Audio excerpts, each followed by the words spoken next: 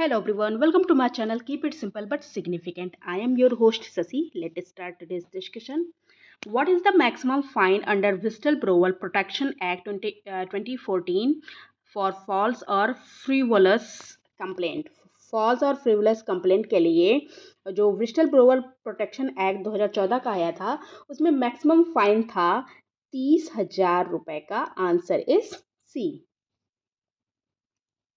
In which year the Hanumantharao committee submitted its report? तो Hanumantharao committee बनी किस पे थी? ये बनी थी डिस्ट्रिक्ट प्लानिंग के लिए. District planning. और ये इन्होंने अपनी रिपोर्ट सबमिट की थी 1984 को. Okay. The committee advocate separate district planning bodies under इधर द डिस्ट्रिक्ट कलेक्टर और a minister.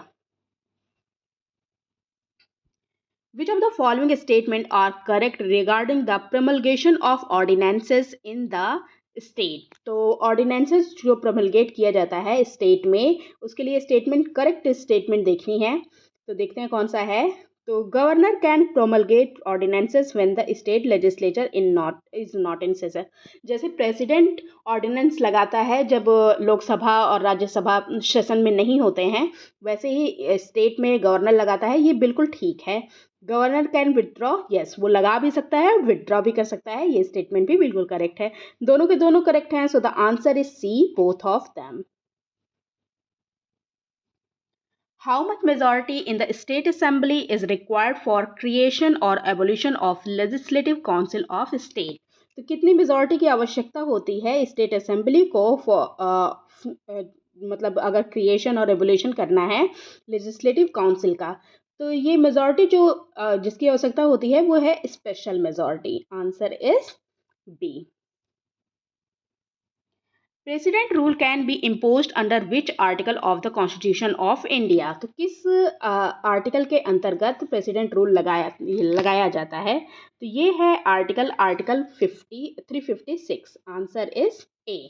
President rule can be proclaimed under article 356 of the constitution of India, और it is also known as state emergency और constitutional emergency. Okay. Article 32 of the Constitution of India guarantees the right to move to the Supreme Court for enforcement of fundamental rights. This falls under which among the following kinds of jurisdiction of Supreme Court? तो article 32 के अंतर्गत constitution of India में दिया गया है, guarantee करता है कि अगर आपके फंडामेंटल राइट का हनन हो रहा है तो उसके इन्फोर्समेंट के लिए आप सुप्रीम कोर्ट जा सकते हैं. और ये सुप्रीम कोर्ट का कौन सा जुरिस्डिक्शन है? तो ये सुप्रीम कोर्ट का ओरिजिनल जुरिस्डिक्शन है. Answer is A. Who was the first women prime minister in world? तो वर्ल्ड की फर्स्ट वुमेन प्राइम मिनिस्टर कौन थी? हमारे इंडिया की तो इंदिरा गांधी जी थी, और वर्ल्ड में पहली जो थी उनका नाम था सिरिमरवाव भंडार नायके. Answer is B. और ये बिलोंग करती हैं श्रीलंका से. सॉरी, श्रीलंका से ये बिलोंग करती हैं. Okay. Next question. There shall be a president of India, which article says this? तो किस आर्टिकल में कहा गया है कॉन्स्टिट्यूशन के कि there shall be a president of India? तो ये आर्टिकल है आर्टिकल 52, और ये हमारे कॉन्स्टिट्यूशन के पार्ट 5 में दिया गया है. Okay. Safeguarding the public property, developing scientific temper and promoting communal harmony comes under which of the following? तो ये सारी चीज़ें आती हैं हमारे फंडामेंटल ड्यूटीज़ में. Answer is C.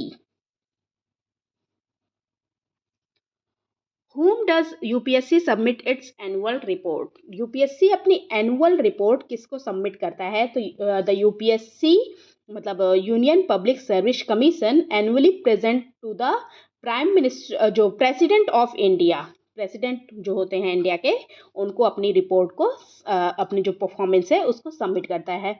The president places this report before the both house of parliament. Okay. UPSC submit करेगा president को, प्रेसिडेंट इसको प्लेस करेगा कहाँ पे? हाउस ऑफ पार्लियामेंट में, both the house of parliament. That's all for today. If you like my video, please do like, comment, share and subscribe. Thank you.